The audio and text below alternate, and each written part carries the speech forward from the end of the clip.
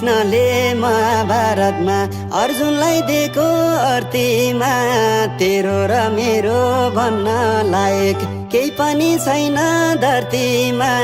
गाइदेऊ गीत नाच मसित।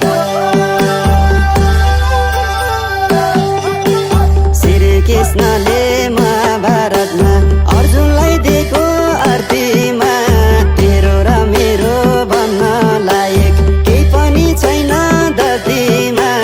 गाइदेऊ गीत नाच मसित। दुई दिने चोला भोलि के होला बोला माया हाँसेर सम्झ